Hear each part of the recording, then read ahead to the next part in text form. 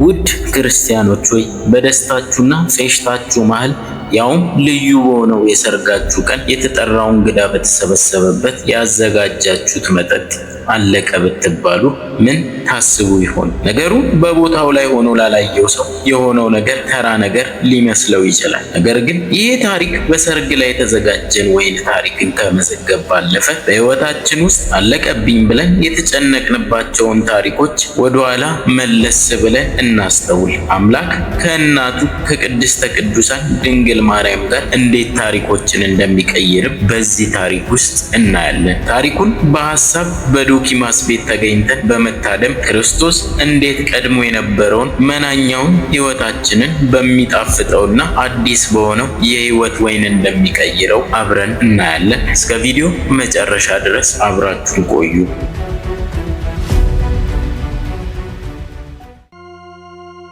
የቃና ዘገሊላ ሰርግ ቤት ታሪክ በቅዱስ ዮሐንስ ወንጌል ብቻ ከተጻፉ ተአምራት አንዱ። ቅዱስ ዮሐንስ ወንጌላዊ በቃና ዘገሊላ ሰርግ ቤት ከነበሩት ደቀ መዛሙርት አንዱ በመሆኑ በዚያ ለተደረገው ተአምር የዓይን ምስክር ነው። ከአራቱ ወንጌላውያን ውስጥም በዚህ ሰርግ ቤት ተገኝቶ የነበረው እርሱ ብቻ ነው እና ይሄ ሐዋርያ ያዩትን ከመናገር ዝም ለማለት ከማይችሉ ሐዋርያት አንዱ በመሆኑና እርሱም ደጋግሞ ያየውን እንነግራቸዋለን ሲል የነበረ በመሆኑ የቃናውን ሰርግ ቤት ተአምር መዝግቦለን። ቅዱስ ዮሐንስ ስለዚህ ሰርግ ቤት እንዲጽፍ የሚያስችለው ሌላ ምክንያትም አለ። በቃና ሰርግ ነበር ካለ በኋላ አያይዞ የኢየሱስ እናትም በዚያ ነበረች ብሏል። የዚህ ሰርግ ቤት ተአምር ምክንያት የነበረችውን እመቤታችንን ደግሞ ቅዱስ ዮሐንስ ከመስቀል ስር በአደራ መልክ ተቀብሎ ወደ ቤቱ ወስዷት ነበር። ከእርሷም ጋር ለ14 ዓመታት ያህል ኖረዋል። በእነዚህ ዓመታት ውስጥ እመቤታችን ቅድስት ድንግል ማርያም በልቧ ተጠብቀ የነበረውን ምስጢር ሁሉ ለዮሐንስ ገልጻ ነግረዋለች። እመቤታችን ብዙ ስትናገር አልተሰማች፣ ነገር ግን በእርሷ ልብ ውስጥ ብዙ ምስጢር ነበርና ቅዱስ ዮሐንስ ከእርሷ ጋር በመኖሩ ጥልቅ መንፈሳዊ መጽሐፍትን ለመጻፍም ችሏል። መላእክት ተገልጸው ተው የማትጨርሰውን አትጀምር እስኪሉት ድረስ ጥልቅ የሆነ ነገረ መለኮትን የተረዳው የምስጢር መዝገብ የሆነችው እመቤታችን ከእርሱ ጋር ስለነበረች ከእነዚህ ምስጢራት በተጨማሪ ስለ ቃናው ሰርግ እሱ ያልሰማው ነገር ቢኖር እንኳን ከእመቤታችን አንደበት ለመስማትና የእናትና ልጅን ንግግር አጥርቶ ለመጻፍ ከዮሐንስ ወንጌላዊ የቀረበና የተሻለ ሰው የለም። ሌላው ነገር የቃናውን ሰርግ በወንጌል ከወንጌልም ጥልቅ ነገረ መለኮትን በተጻፈበት በዮሐንስ ወንጌል እንዲጻፍ ያደረገውስ ምንድን ነው የሚለው ወንጌላዊ ቅዱስ ዮሐንስ ከታሪኮች ይልቅ ነገረ መለኮት ላይ የሚያተኩር ጸሐፊ ሆኖ እያለ በሌሎች ወንጌላት ስላልተጻፈው ስለዚህ የሰርግ ቤት ተአምር መጻፉ ለምንድን ነው? ሙሽሮቹ ስማቸው የገነነ ስለሆነ ነው እንዳንል በታሪኩ ላይ እንኳን ስማቸው አልተጻፈም። ባለጸጎች ናቸው እንዳንል የጠሩትን እንግዳ እንኳን የሚሸኝ የወይን ጠጅ ያላዘጋጁ ድሆች ነበሩ። ይህ ጋብቻ እንዲህ ትኩረት የሳበው የምድር የሰማይ ፈጣሪ መድኃኔዓለም ክርስቶስ ከእናቱ ከቅድስት ድንግል ማርያም እና ከሐዋርያት ጋር ስለተገኘበት ነው። በሶስተኛውም ቀን በገሊላ ቃና ሰርግ ነበር። የኢየሱስም እናት በዚያ ነበረች። ኢየሱስም ደግሞ ደቀ መዛሙርትም ወደ ሰርጉ ታደሙ። የወይን ጠጅም ባለቀ ጊዜ የኢየሱስ እናት የወይን ጠጅ እኮ የላቸውም አለችው። ኢየሱስም አንቺ ሴት ከአንቺ ጋር ምን አለኝ? ጊዜ ገና አልደረሰም አላት። እናቱም ለአገልጋዮቹ የሚላችሁን ሁሉ አድርጉ አለቻቸው። አይሁድም እንደሚያደርጉት የማንጻት ልማድ 6 የድንጋይ ጋኖች በዚያ ተቀምጠው ነበር። እያንዳንዳቸውም 2 ወይም 3 እንስራ ይይዙ ነበር። ኢየሱስም ጋኖቹን ውሃ ሙሏቸው አላቸው። እስከ አፋቸውም ሙሏቸው አላቸው። እስከ አፋቸውም ሞሏቸው። አሁን ቀርታችሁ ለአሳዳሪው ስጡት አላቸው። ሰጡትም። አሳዳሪውም የወይን ጠጅ የሆነውን ውሃ በቀመሰ ጊዜ ከወዴት እንደመጣ አላወቀም። ውሃውን የቀዱት አገልጋዮች ግን ያውቁ ነበር። አሳዳሪው ሙሽራውን ጠርቶ ሰው ሁሉ አስቀድሞ መልካሙን የወይን ጠጅ ያቀርባል። ከሰከሩም በኋላ መናኛውን ይሰጣል። አንተስ መልካሙን የወይን ጠጅ እስካሁን አቆይተሃል አለው። ኢየሱስም ይህን የምልክቶች መጀመሪያ በቃና አደረገ፣ ክብሩንም ገለጠ፣ ደቀ መዛሙርቱ በእርሱ አመኑ ብሎ ዮሐንስ በወንጌሉ በምዕራፍ 2 ላይ ታሪኩን ገልጿል። ሶስተኛ ቀን ለእስራኤላውያን ታሪካዊ ትርጉም ያለው ቀን። እግዚአብሔር በሲና ተራራ ለእስራኤል ሊገለጥ ሲል በሶስተኛው ቀን ሕዝቡ ሁሉ ሲያዩ እግዚአብሔር በሲና ተራራ ላይ ይወርዳልና ለሶስተኛው ቀን ይዘጋጁ ብሎ ነበር። በአዲስ ኪዳንም በቃና ዘገሊላ የመጀመሪያው ተአምሩን አድርጎ ራሱን የገለጸው በሶስተኛው ቀን መሆኑ አመጣጡ ከቀድሞ ጀምሮ ለዘላለም መሆኑንና በቅድምና የነበረው አምላክ እርሱ መሆኑን ያስረዳል። በመጽሐፈ ኢያሱ እንዲሁ ሶስተኛ ቀን ታሪካዊ ክስተት ተፈጽሞበታል። ራሳቸውን ሰውረው ወደ እስራኤላውያን የተጠጉት አሕዛብ ወይም የገባውን ሰዎች ማንነታቸው ታውቆ ከእስራኤል ጋር ተቀላቅለው መኖር የጀመሩት በሶስተኛው ቀን ነበር። እስራኤል የሚያርቋቸውን አሕዛብ በሶስተኛው ቀን አቅርበው ማኖር እንደጀመሩ ጌታችንም በሶስተኛው ቀን አሕዛብ በሚኖሩበት የገሊላ ከተማ ተአምራቱን በማድረግ አሕዛብን ወደ እርሱ ሳባቸው።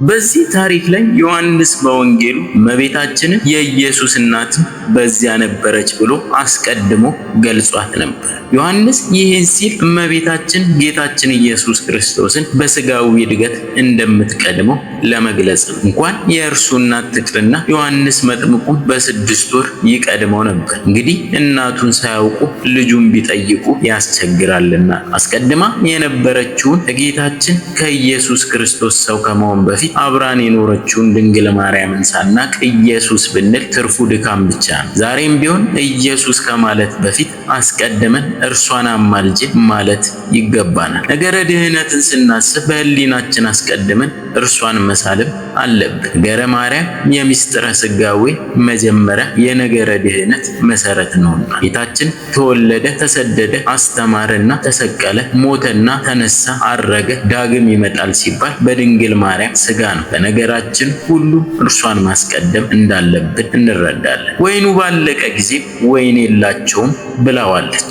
እዚህ ጋር ግን የወይኑ ማለቅን ለእመቤታችን ማን ነገራት? ሙሽራው ወይስ ከሰርገኞቹ መካከል አንዱ? ለዚህ ምንም አይነት መልስ እንደማይሰጥ ግልጽ ነው። ቅድስት ድንግል ማርያም ግን ራሷ ነበር ያወቀችው። ቅዱስ ዘካርያስና ቅድስት ኤልሳቤጥ ካመሰገኗት በኋላ ከዛሬ ጀምሮ ትውልድ ሁሉ ብጽዕት ይሉኛል ማለቷ ወደፊት ስለሚመጣው ትውልድ ነበር የተናገረችውና ነብዩ ኢሳይያስ በትንቢቱ በምዕራፍ 8 ቁጥር 1 ላይ ወደ ነብይቱ ሄድኩ ጸንሳም ነበር የሚላት እመቤታችን ቅድስት ድንግል ማርያም ነው። በመቀጠልም ልጇ ክርስቶስ ከአንቺ ጋር ምን አለኝ ያላትስ ምን ማለቱ ነበር? ወግጅልኝ ሂጅልኝ ማለቱ ሳይሆን ያልሽኝን እንዳልፈጽምልሽ ምን የሚከለክለኝ ነገር አለ ለማለት ነው። እናትና አባትህን አክብር፣ ለእናትና አባትህ ታዘዝ ያለ አምላክ እናቱን ሂጅልኝ ወግጅልኝ አላት ሲባል ያሳፍራልና እንደዚህም እንዳይሆን ለእናቱ እየታዘዘ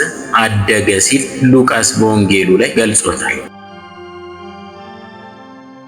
በመቀጠልም ራሱ ክርስቶስ ጊዜ ገና አልደረሰም ያለው ወይኑ ከእንስራው በደንብ ካለቀ በኋላ ውሃ ሞልተው የጌታን ተአምር እንዲታይ ለማድረግ ነው። ወይኑ በደንብ ሳያልቅ ከዚያው ላይ ቢሞላው የጌታችን የኢየሱስ ክርስቶስ ተአምር አይታወቅምና ረድኤት አሳደረበት እንጂ ተአምር አላደረገም እንዳይባል ብሎ ጌታችን መድኃኒታችን ኢየሱስ ክርስቶስ ወይኑ ሁሉ ካለቀ በኋላ ግን ውሃ ተሞልቶ ወይን ሲሆን ተአምሩ ይታወቃል ይገለጽናል። ጌታችን መድኃኒታችን ኢየሱስ ክርስቶስ የመጀመሪያውን ተአምር በቃና አደረገ የሚባለው ለዚህ ነው። ሰርገኛ ቤት ብቻ አይደለም፣ ሁላችንም ወይን የለን፣ የሕይወት እንስራችንም ጎዶሎ ነው። ይሄ እንስራ የሚሞላው ግን በእመብርሃን አማካኝነት እርሷ ከሌለችበት በፍጹም ሊሞላ ይችላል። በመሆኑም በቅድሚያ ጸጋ የበዛባት እመቤታችንን መያዝ እንዳለብን መገንዘብ ይኖርብናል። ምክንያቱም እግዚአብሔር ከእርሷ ጋር ነውና። መልአኩ ቅዱስ ገብርኤል እግዚአብሔር ከአንቺ ጋር ነውና ብሏታል። ያለ እርሷ እንስራችን አይሞላም። ለዘመናት ደክመናል፣ ነገር ግን እንስራችን አሁንም ድረስ ባዶ ነው። እመቤቴ ከቤቴ ግቢ፣ ቤቴ ባዶ ነው እንበላት ትመጣማለች። ያን ጊዜ ቤታችን ይሞላል። የፍቅር ወይን፣ የቸርነት ወይን፣ የሰላም ወይን፣ የመተማመን ወይን በቤታችን ጎሎብናል። ስለዚህ እመቤታችን በምልጃዋ ትሙላልን፣ ፍቅሯንም ታሳድርብን። በቤተ ክርስቲያናችን ከጥንት ጀምሮ የቃናው ተአምር ትልቅ ትኩረት የሚሰጠው በሮም ካታኮምብ ከተገኙ 52 ጥንታውያን የዋሻ ውስጥ የግድግዳ ስዕላት ከ16 የሚበልጡት የቃና ዘገሊላን ተአምር የሚያሳዩ መሆናቸው በዚያ የጭንቅ ዘመን የነበሩ የጥንት ክርስቲያኖች እንኳን ስለዚህ ሰርግ ቤት ተአምር የነበራቸውን ትኩረት የሚያሳይ ሊቃውንተ ቤተ ክርስቲያን የቃና ዘገሊላ ተአምር የተፈጸመበት ጥንተ ዕለት የካቲት 23 እንደሆነ ያስረዳል። ሆኖም የካቲት 23 ዕለት በጾም ወቅት ስለሚውል በዓሉን በደስታ ለማክበር እንዲሁም የውሃን በዓል ከውሃ በዓል ጋር አንድ ለማድረግ ጌታችን በዓለ ጥምቀት ማግስት ጥር 12 ዕለት ከቅዱስ ሚካኤል በዓል ጋር እንዲከበር አድርጓል። በቤተ ክርስቲያናችን ጌታችን ካደረጋቸው እጅግ ብዙ ተአምራት መካከል በዓል አድርጋ የምታከብረው የቃና ዘገሊላውን ተአምር ጌታችን መጻጉዕን የፈወሰበትን፣ አልዓዛርን ከሞት ያስነሳበትን፣ ዓይን ያበራበትን፣ በአጋንንት እስራት የተያዙትን ነፃ ያወጣበትን ዕለት በክብረ በዓል ደረጃ ሳታከብር የቃናው ተአምር ከጌታችን ንዑሳን በዓላቱ ተደምሮ እንዲከበር ያደረገችበት ጥልቅ ምስጢርን ስለያዘና ስላዘለም ጭምር ይህ ሰርግ የሚደረገው ጌታችን ከአላፋት መላእክቱ ጋር በሚመጣበት በዕለተ ምጽአቱ። ዕለተ ምጽአት ሙሽራይቱ ቅድስት ቤተ ክርስቲያን በቅዱሳን ምግባር አጊጣ የምትታይበት የጽድቅ ፀሐይ ይዘው መገኘት የቻሉ ልባሞች ከቤተ ክርስቲያን ጋር ሰርጉን የሚታደሙበት እንደ ቃናዋ ደስታ በሰማያዊቱ ኢየሩሳሌም በደስታም ወደ ተሰበሰቡበት ወደ አእላፋት መላእክት በሰማያት ወደ ተጻፈ ወደ በኩራት ማህበር የሁሉም ዳኛ ወደሚሆን ወደ እግዚአብሔር ፍጹማን ወደ ሆኑት ወደ ጻድቃን መንፈሳት የምንደርስበት ዕለት። ቅዱስ ኤፍሬም ሶርያዊ የቃናን ሰርግ ከሰማያዊ ሰርግ ጋር አሰናስሎ ሲያመሰግን እንዲህ ይላል። ወደ ሰርግ በዓሏ ዕለት ደስታን ይዘህላት ስለመጣ ቃና ታመስግን፣ አክብረሃዋልና ሙሽራው የደፋው ዘውድ አንተን ያከብርሃል፣ ሙሽራዋ አክሊልም የአንተን ድንቅ ስራ ያደንቃል። ቤተ ክርስቲያንህን በሙሽራዋ መስለሃታልና በቃና መስታወትነት ምሳሌዎች ሁሉ ትርጉማቸውን አገኙ። የቃናዎቹ እንግዶች ደግሞ አንተ የመረጥካቸው የጠራሃቸው ናቸው። ንጽሐትህንም በሰርግ ቤቱ በደስታ መሰልከው ብሏል። ቅድስት ቤተ ክርስቲያን እንደ ሙሽራ አጊጣ ለበጉ ሰርግ ያለ እድፍና ያለ ነውር ውብ ሆና ተዘጋጅታ በምትቀርብበት በዛ ሰማያዊ ሰርግ ለመገኘትና ወደ በጉ ሰርግ ራት ገብተን ካጌጡ ቅዱሳን ጋር ለመቀመጥና ለመብላት የበቃን ያድርገን። አሜን።